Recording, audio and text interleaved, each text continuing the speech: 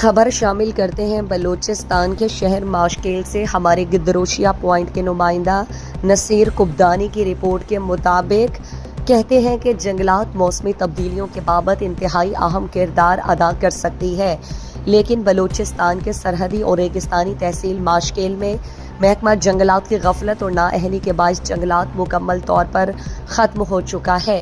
ماشکیل میں گرمیوں کے سیزن میں 6 مہینوں تک گرم ہوائیں چلتی ہیں۔ اگر ماشکیل جیسے ریگستانی علاقے میں جنگلات کی حفاظت اور دیکھ بھال کی جاتی تو یقینی طور پر موسم گرما میں موسمی تبدیلیوں کے حوالے سے جنگلات کا بڑا کردار ہوتا ہے۔